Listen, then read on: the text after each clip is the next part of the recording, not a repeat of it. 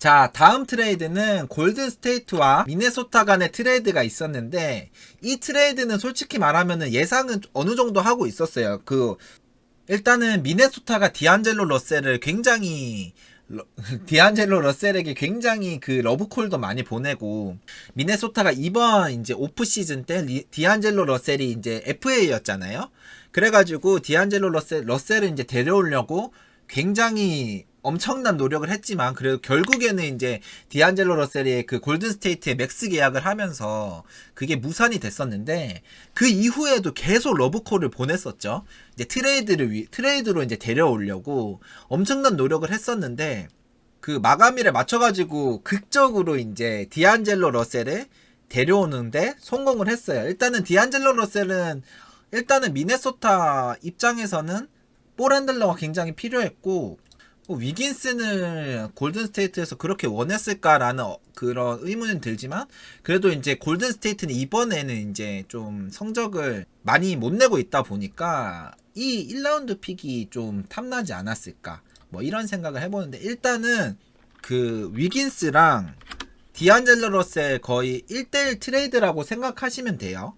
왜냐면은 뭐 여기는 이제 그 좀 구색을 맞추기 위해서 줬다고 볼 수 있고, 실제로 중요한 거는 요 1라운드 픽인데 요거는 보호 조항이 있어가지고 조금 애매한 감이 있어요.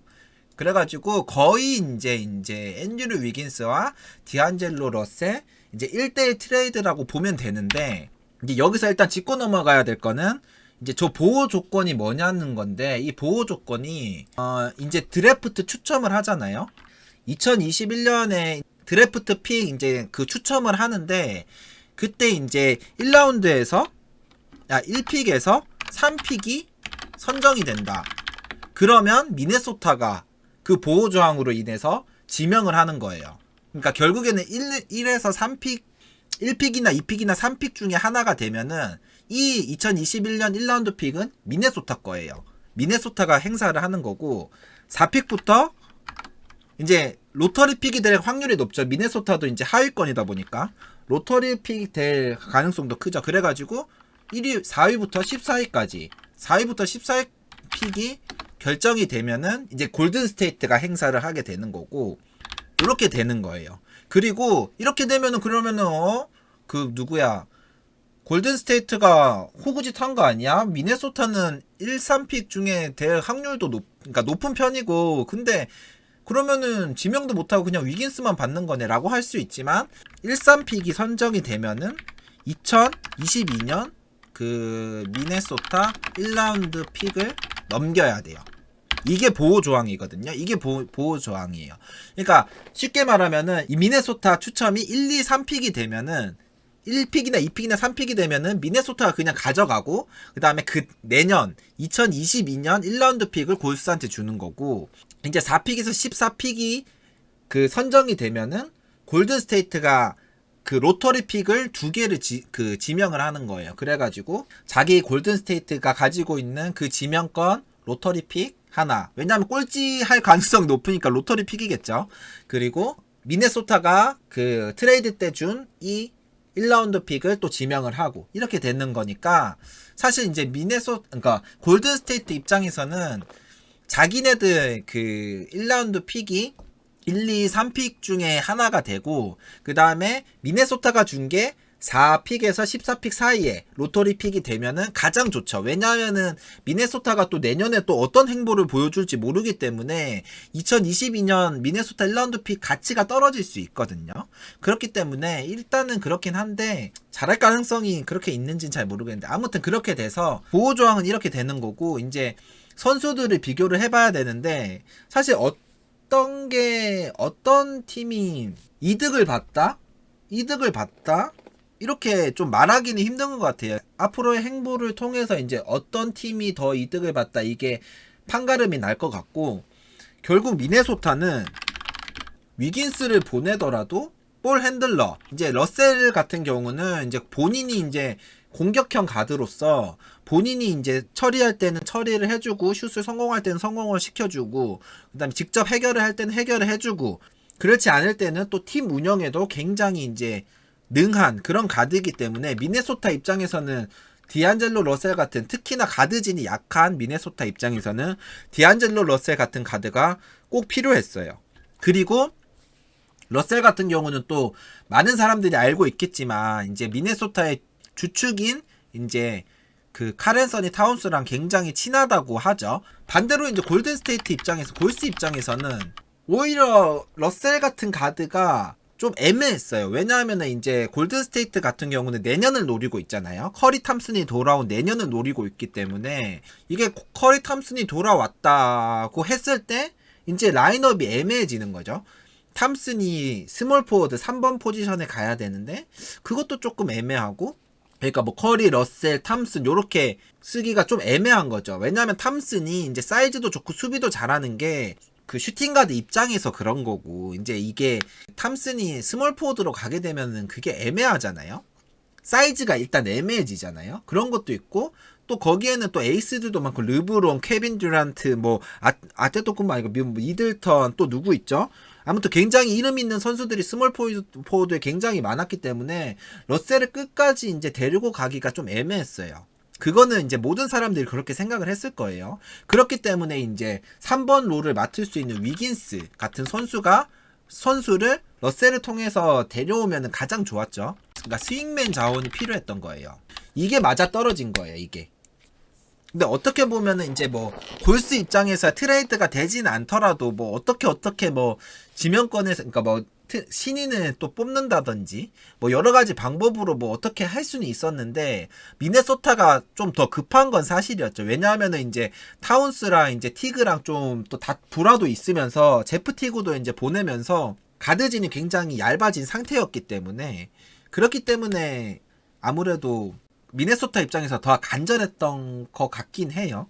이렇게 트레이드가 성사가 되는데, 사실은 물론 스윙맨 자원이 필요한 것도 사실이지만 이거보다는 골든 스테이트는 1라운드 픽이 더 필요했을 수도 있어요.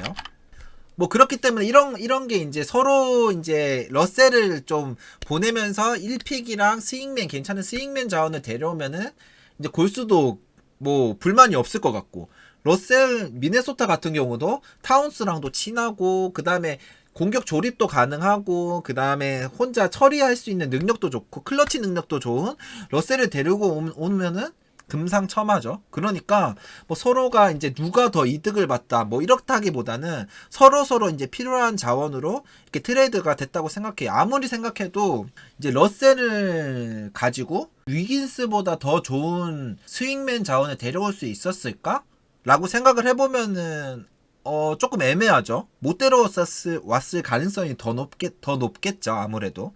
그렇기 때문에 위긴스 데려온 거랑 러셀 보낸 거는 굉장히 잘한 것 같아요. 서로 좋았을 것 같아요. 윈윈이죠. 윈윈 트레이드가 아닌가.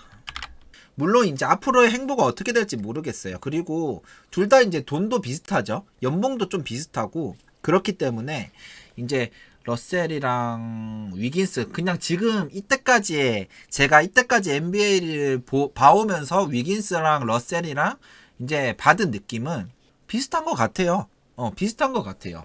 물론 이제 러셀은 조금 올스타도 선정이 됐고, 또 브루클린을 막 플레이오프까지 올리면서 또 커리어가 있기 때문에 오히려 이제 커리어 뭐 이런 게 다 따진다고 보면은, 왜냐하면 이제 그 미네소타도 플레이오프를 갔지만 그게 이제 위긴스, 타운스가 이제 캐리해서 갔다?